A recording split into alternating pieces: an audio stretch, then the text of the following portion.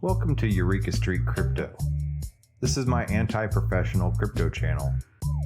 I'm just a barely sane dude who fell down the cryptocurrency rabbit hole. This channel is my fumbling attempt to communicate myself outside my own head about my journey in the crypto space. It is basically my brain dump. None of this is actual financial advice.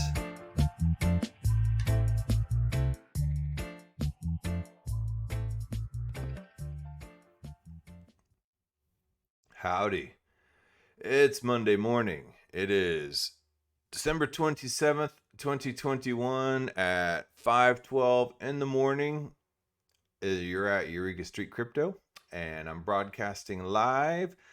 And this is my morning show, aka Brain Dump, and you are up with me early in the morning, or you're over in Europe or Asia or something like that. Did I say broadcasting from Leander, Texas, Central Standard Time, just a little suburb outside of Austin, Texas. Ain't special, but it's honest. Let's see here. This is my morning show, and I just talk about crypto every single morning. And this is what I do. This is my learning process. I read books, articles, not really magazines, I guess. I listen to podcasts, watch videos. Whole lot of Twitter, a lot of Twitter scrolling in there, some Instagram, and then I try to absorb as much as possible, and then I try to talk about it the next day, because I think that's the other half of the learning process, is actually trying to articulate what you've learned. Because if we don't articulate it, then we have the idea in our head. Sometimes it's clear as a bell inside my head. And then I actually try to talk about it, and then I'm just like, duh, it just doesn't come out right. So that tells me that I haven't adequately learned something. And I have, since I do this every single day, sometimes the episodes are good, sometimes the episodes are terrible. Sometimes I say stuff that is completely inaccurate and wrong, and then the next day I correct myself for the next week or month or whatever. If you go back to like the beginning episodes, they were really awkward. I mean, they're still awkward now, but I mean, they were like, awkward. I've been doing this since October 24th, 2020. This is episode number, what episode number is this? 369. So I've been doing this over a year. There's just a little over a year's worth of episodes, but that's because from October 24th, 2020 to February 1st, 2021, I was trying to figure out what time I was going to do this and how I was going to do this. So I ended up by February 1st picking the morning times. Every single morning is how I was going to do it. So I started doing it every single day since then. And it's been a wild ride, man. Met a lot of really cool people online. Gotten some really good feedback, some praise, and some criticism. No one's really been like too hateful. There's been some snarky comments, but whatever, okay. And even if somebody is hateful, I just kind of like, okay, hey, you're like the type of person that yelps, aren't you? All right, yeah. Because your cheese wasn't hot enough in your cheese sticks or something, okay. But anyway, that's kind of, it's my show, man. All right. It's kind of learn as I go along. Anyway, so let's get on over here to some crypto. Good morning, Peter Von Bar. Any thoughts on VeChain? VeChain. Well, VeChain is, it's been around for a while. It's that supply chain cryptocurrency. I used to hold some VeChain, and it wasn't really doing anything. And then it did something after I didn't hold it, and I was like, But it's got like this insane not market cap, supply. Where is it? I don't know. It's just, I don't know how much. Let's look up VeChain real quick. I haven't looked at VeChain in a long time. But the people that love VeChain really love VeChain, I actually did make a little money off of it, like $500 or something, which is cool. But I mean, it's really appealing to new people, because you hear the word supply chain, you hear the word Walmart, a lot of concepts and terms you can understand, and because a lot of times cryptocurrency is not really a concept that like a lot of people understand, and a lot of these financial platforms and stuff like that. But when you put it into something like in terms of like supply chain, then you're like, getting the fruit and vegetables from the farm to the market and being able to tag and track and trace every single one of them. So that's kind of my understanding of VeChain. If it's wrong, then let me know. I mean, people do it. People let me know all the time when I'm wrong. That's how I learn things in the crypto space. A lot of times is I assert like that I actually know something, and then the comments and the DMs and stuff like that kind of flood in my inbox to tell me how wrong I am. Then I'm like, oh, okay. But if I were to actually go out there and just like ask for advice, then everybody would say, do your own research. Do your own why, and then so act like you know something and then say it. And then if it's wrong, everybody will let you know. And it's an amazing way to learn. So this is VeChain. Let's see where there's some huge supply. Where is it? Oh man, how come I'm not finding it? I don't know. Anyway, I don't know. I can't find it, but yeah, it's like 100 billion or 500 billion or something like that. It's insane. So I don't see. Oh, circulating supply, total supply. And so it's 86 billion 712 million 634 466. So that's like some massive supply right there. It's going to be really hard to push that price up unless it just like completely takes over the world. Is my little take on it. So anyway, that's VeChain. Plus, I mean, yeah, everybody picks things that appeal to them, and yeah. So anyway, let's take a look at the markets here. Bitcoin, everything's kind of in the green except for like in the last hour, but it's pretty good because we've gone through like 2 weeks of nothing but just like red, or just then the crabby market. If you don't know so a bull market is when things are going full steam, everything's going up, and in the green. Bear market is everything's in the red. The markets are in hibernation. Things are dropping down. People are selling off. And then there's a crab market. Everything kind of just moves sideways, and everybody's kind of just sitting there waiting. And it's like at the neighborhood swimming pool. And then there's this kid on the diving board that's a little scared to go off. And you're just kind of like sitting there, and everybody at first like, yeah, go. And then the kid's still sitting there.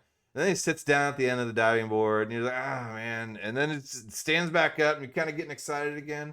And then gets ready to go. Then it just like walks back towards, where the ladder is. And you're like, no. Then it walks back toward the edge of the diving board. And it never really goes, And so finally you just get bored and just disgusted. And you just like go to the concession stand and get yourself a bag of Cheetos or something, because you're just tired of watching. It's kind of like how the crab market's been. It just kind of goes sideways. You're just waiting for it to do something. So it's actually nice to see it kind of green for a little bit. All right, yeah, thumbs up. Thanks, Peter Van Bar. I'm sorry if I've totally slaughtered, the idea of VeChain for you, but don't take my word for anything. I mean, seriously, I'm just like, yeah. Ethereum. So Bitcoin's at $50,792.73. Ethereum is at $4,061.82. Binance is $547.20. Tether's a stable coin. I think that you take all the stable coins out of there. Stable coins and wrap tokens are just a bunch of noise and just clog up the whole, rankings. Solana, number 5, overtook Cardano at $200.22. Cardano's up 26.6%. I used to hold a bunch of Cardano, not anymore. $1.58. XRP, I used to hold XRP back in the day too, not anymore. USDC, stablecoin, Terra. Call me paper hands, but I just, yes, I want to be rich from all this stuff, but everybody does. But the thing is I love like learning new stuff and new developments, and so I will, buy some stuff to kind of see how it works and tinker with it. And a lot of these DeFi apps, I do have my strongholds, and Chainlink is one of my strongholds. Bitcoin's one of my strongholds. Ethereum is one of my strongholds. Actually, Polygon Matic is one of my strongholds. Theta token is another one of my strongholds. Those I'm not going to let go, because those are the ones that I think are, that they appeal to me. So yeah, that's basically all it comes down to. Does it appeal to you? And I actually hold a pretty good little chunk of Decentraland as well. So yeah, I mean, pick what you like, and like whatever, dude, it's your thing. Terra Luna 98.43, Polkadot 26 up 25.5%, Polkadot 31.45 up 26.8%, Avalanche $116.75, up 7.9%. I actually bought a little bit of Avalanche the other day, or yesterday, or day before yesterday, so I could add some liquidity to the Pangolin and Jewel pool. As you know, if you've watched the past few episodes, past 3 episodes, I've been talking about DeFi Kingdoms, and DeFi Kingdoms to me is awesome. It's on the Harmony blockchain, and it's like this whole like Zelda-esque, type of, well, I got to connect to the Harmony blockchain. I'm not connected to it right now, but you get the idea even just by looking at the splash page. It's fun. It makes finance fun. If they had DeFi Kingdoms while I was, back in 17 years old at a latchkey kid in my house, I'd be rich by now, but they didn't, because that was back in like 1992 or something. But that was before the internet. I was playing TurboGrafx and Nintendo Super Mario 3 on my console. But yeah. So anyway, I didn't really want to make today's episode too serious or get too technical, because it's Monday morning. I'm like half awake today. So I wanted to take a look at one of these bookmarks that I bookmarked on my old tweeter. So let's see here. Let's go to the old tweeter page. And yeah, everything's different. Some days I totally get into like the cypherpunks, back in the 90s and the early 2000s when all this stuff was forming, all the old Bitcoin white paper. And then other days I just look at Twitter, and then other days I get real deep into the technical stuff like ZK rollups and stuff like that, and like try to figure out how all that works and give like a terrible explanation, but hey, an explanation nonetheless, So yeah, I mean, it just depends on what I'm in the mood for each day. This one has nothing to do with crypto, but I just thought it was funny. Can someone please explain to me once and for all what the hell is going on here? And it's one of those shower heads, but I've seen these, and I've been down to Costa Rica and Belize and Honduras and Guatemala and a lot of parts of Mexico. And I've spent a lot of time down there, and I've seen these shower heads with like the bare wires just sticking out, from the wall, and you're just like, ooh, you're a little scared to get in the shower. You're afraid to just be shocked to death. Yeah, and it works, but apparently that's to heat the water from at the shower head. There's like some little element in there but I mean, the thing is, they could at least like maybe put some PVC like piping, just to kind of encase the wires. It's like open bare wires where water is just like spraying around you. Yeah, it just doesn't seem logical, but that's what the hell is going on there in that photo. Seth Meister asked that question. I guess I don't know what country he's in. Maybe he's in Costa Rica. I don't know. But yeah, so, and then I was reading a big old back and forth between Adam Back being Satoshi. I think I'll probably go into that tomorrow. But they started talking about like a lot of early coding patterns and stuff like that, and stuff that I absolutely do not understand. So I'm going to try to read a little more about it today, and then see if I can actually be able to form a cohesive sentence about it. But here, this is what I want to talk about. Blockbuster DAO. And Blockbuster, I mean, everybody knows Blockbuster. I got to follow Blockbuster DAO. So, we had the Constitution DAO, where they were going to buy the Constitution, and, they raised an amazing amount of Ethereum in a matter of a week in order to try to buy the Constitution. Not like, did you know that there's 13 copies of the Constitution? Because I didn't before this. So either way, no matter what the outcome of it was, is there's been a lot of awareness that has happened about, one, the Constitution, and two, Ethereum through all this. And the Constitution was one of the 13 copies, because all the rest there was only one left on the private market, I think. And so it went to auction. And so somebody saw an opportunity. Let's form a DAO. Let's try to buy the Constitution. Well, they didn't end up buying it because somebody swooped in there, and of course, blockchain is transparent. They could see what they were, what they're bidding for it. So but it also tells you that there's another problem, to try to fix, with all this stuff, this blockchain stuff happening. So, but anyway, so now the Blockbuster, someone's trying to buy the brand Blockbuster and make a DAO out of it. And I think that's a pretty interesting idea. I mean, I grew up with Blockbuster Video, I've had a lot of experiences walking into Blockbuster, walking up and down the aisles, trying to figure out what movie to buy, They even had the little curtain that took you back to the adult section too. You always wonder, you're kind of like standing outside of there being like, who's walking out of there? Anyway, yeah. And then they took away that section. You had to go to like the more underground video stores to have that section. But yeah, I mean, usually back in the day, Blockbuster, used to have some pretty good selection until it started not having good selection. Then they just had like 50 million copies of like the latest, blockbuster thriller, like Scream or something up there, and nothing else. So anyway, it says our mission is to liberate Blockbuster and form a DAO to collectively govern the brand as we turn Blockbuster into the first ever D-film streaming platform. So decentralized film streaming platform. And mainstay of both Web3 brands and products, but a powerhouse in the future of the film industry. Interesting. So read the thread below. Actually, Theta Network has been it has MGM Studios. It has well, Lionsgate is MGM, isn't it? Yeah, I think so. But it has like Lionsgate MGM Studios on it, and you can go on Theta Network and watch like a lot of really good movies.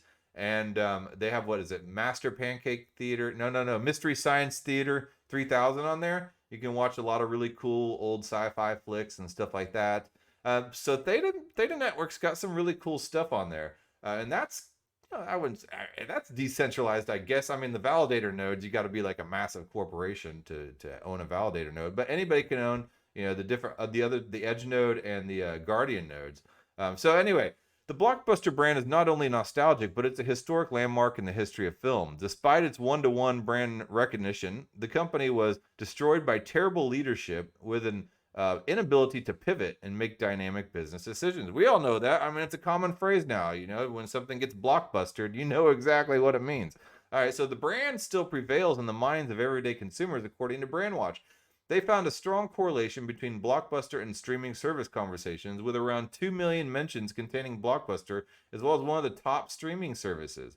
Okay, so yeah, even though Blockbuster's not around, people still associate Blockbuster with streaming service. Yeah, even though Blockbuster never had a streaming service. So, since 2013, sentiment has improved from a score of -20 to +14. In other words, people's feeling for Blockbuster has turned positive once its stores were gone. Yeah, so it's like, you hate the loser when he's around, but once he's gone, you kind of like, oh man, I miss that dude. I'm sorry. Okay, anyway, it's time to liberate the brand from purgatory and give it a new lease on life. A brand of the people should be owned by the people and governed by the people. Even the name Blockbuster lends itself to becoming a Web3 product. I mean, blockchain, Blockbuster. Yeah, I think so. So it's time to build a massive D-film project that will revolutionize the creative decision-making and financing of the film and television industries forever. I agree. I believe that Blockbuster DAO will be like lightning in a bottle for the future of DAO governance. All right. I was reading The Infinite Machine by Camilo Russo, and I was, I'm kind of near the end of it. I've been kind of plugging through chapters, as I go along, and I'm near the end of it. And somewhere way back deep in the book, they talk about, back in 2017, somebody had thought of an idea to do decentralized streaming services and stuff like this. It flopped. Nothing was ready for it yet. Just like a lot of things flopped in 2017. The infrastructure wasn't there, And now we have Theta Network, which kind of took that idea. And then, it would be cool to do something like with Blockbuster, but have it be a DAO instead of a company running it. So yeah, it's time to build a massive D-film project that will revolutionize the creative decision-making and financing of the film and television industries forever. I believe that Blockbuster DAO will be like lightning in a bottle for the future of DAO governance. Yes, it will. The Blockbuster brand is currently owned by Dish Network. One reported offer lowballed $1.8 million for the brand, but it seems that the price tag is going to be higher to beat out any counter offers. Yeah, so lowballed at 1.8 million. Yeah. The Blockbuster brand is currently owned by Dish. Yeah, so they just repeated. So I guess they pressed send twice right there. So how do we buy Blockbuster? All right. One, you raise $5 million through the Blockbuster DAO NFT mint at 0.13 Ethereum each. I mean, I would buy a Blockbuster DAO NFT mint. I mean, out of pure nostalgia anyway. If I had 0.13 Ethereum to spare, sure. And then 2, begin awareness and PR campaign to build pressure to sell. And then 3, buy Blockbuster from Dish Network. All right. And then 4, register all intellectual property in the name of the DAO. Nice. So what would those DAO tokens go up if once the value of Blockbuster went up again? That seems like it would. So what the hell do we do after we buy Blockbuster? This is a question I'd like to speculate on, but I'm ultimately aware that the course of the brand in the Web3 space will be up to the DAO. But here's how we see it. Step 1, allow blockhead staking to collect Blockbuster rewards. With the Blockbuster IP safely owned by the DAO, it will be important to start building out rewards for the DAO participation in community events. All right. I think, really involving community is the key to having a DAO and helping more people feel just like completely involved and trying to. A good community manager really helps. So step 2, and it's one of those squishy jobs and squishy positions that you can't really pinpoint exactly what they do a lot of times. But yeah, community manager is super important. So step 2, develop a Blockbuster NFT presence and use proceeds to fund development. Okay, so this will be a multi-layer step of the roadmap that allows the DAO to scale to a commercial content platform. All right, so step 3, run the film festival circuit and start buying films as a DAO backed by single IP. We will need to make sure that we make IP buying a priority. This means we should take our vault and hit the film festival circuit. Yeah, man, get the underground films. Give some of these underground films a chance. Discover like the new, I don't know. But film festivals, they put out a lot of crap, but they also put out a lot of good stuff too. There's a couple video stores here in Austin. I Love Video and Vulcan Video. I always went to Vulcan Video because it was closer to me. They moved locations, and I think they finally shut down. But I mean, they would carry all the most obscure, amazing stuff. I was thumbing through Netflix just trying to find some kind of old movie the other day, and I couldn't find jack squat. Like it's really. And so I ended up finding on Disney Channel Flight of the Navigator. Some '80s sci-fi film for me and my kids to watch. And my kids know that I like turning on some weird, obscure stuff, and that. This Flight of the Navigator, but you can't really find anything like that anymore. Just like good stuff. So, but the problem is all that stuff is owned by the massive studios now, and they just hold it under lock and key. So I guess you do kind of have to go to the film festivals in order to find a lot of new and up and coming, potentially good stuff. So once they purchase the films, they can either partner up with a distribution company to hit theaters and publish the content to their proprietary site, or lease the content out to other streaming platforms. Okay. They could lease it out to Netflix, right? So step 4, release a Blockbuster streaming platform. Blockbuster should be the first to market for D-film streaming. We can create a movie pass subscription model for our platform, making those passes ERC20 tokens that have resale value, or they can make a movie pass out of an NFT, make it ERC 721 or ERC 1155. So I don't know. There's a lot of directions that could go on the consumer side, including film derivatives, relisting of IP for public-private sale, or some sort of reward programming for collecting our consumer data, for collecting the consumer data. Yeah. And then step 5, option speculative screenplays. Step 5 option speculative screenplays for Blockbuster originals. Once we've developed a platform for content publication, we can start investing in original content. This is not a step we'd want to rush towards, as the time and money it will take is a big investment. Right on. I mean, yeah, they could jump on and get Stoner Cats right away as their first animated feature. So we need confirmation from the DAO on what projects to invest in and how much budget we can allocate towards it. We can also fundraise project budgets by selling tokens of the film IP, which can yield a percentage of gross revenue or royalties. Step 6, attract creative talent with equity earnings on success. We can build our success by giving equal equity opportunities to the artists, cast, and crew of original productions. When a blockbuster film makes money, artists above the line and below the line make money. I mean, it sounds like really cool stuff. And step 7, interactive, collective content and blockchain gaming for my fellow millennials. My fellow Gen Xers. Blockbuster was also a key player in the video game industry. I believe the brand can become a strong platform for blockchain gaming, as well as concepts like Super Infinity IO. I don't know what that is. I'll have to take a look. So when are we successful? When we win. Man, I did not press Super Infinity IO. Quit trying to pull up the screen on me. No, it's taking me away from the screen. Oh no. All right, hold on. It took me to the Blockbuster DAO screen. I was just near the end. So here's the thread. Okay.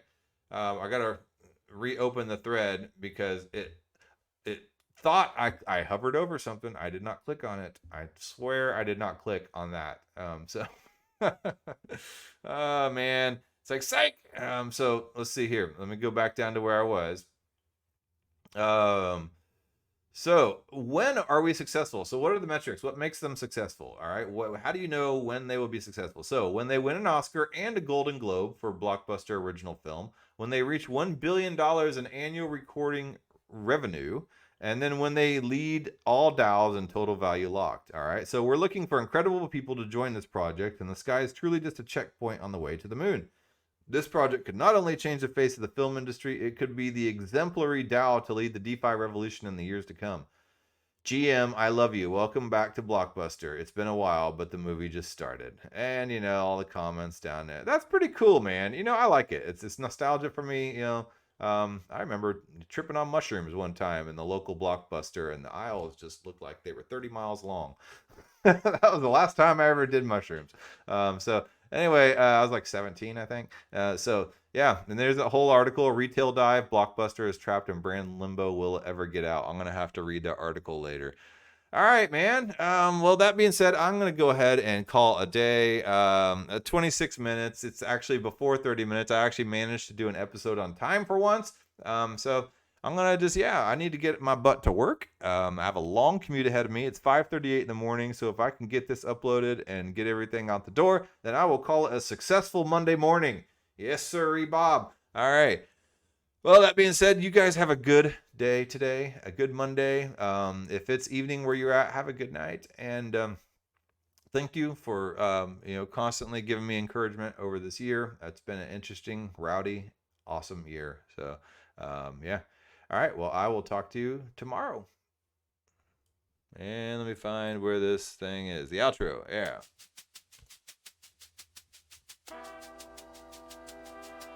Thank you for making it to the end of this program. If you actually like this content, give a thumbs up. And if you want to hear more, just hit the subscribe button. I'm available on YouTube, Odyssey, and BitChute, and on all the major podcasting platforms in audio version. Spotify specifically. If you would like to follow and leave a review, that would help a lot. I am also available on Twitter at EurekaJohn1. That's EUREKA John, JOHN, and the number 1. My DMs are always open. Feel free to shoot me a message. Thanks again.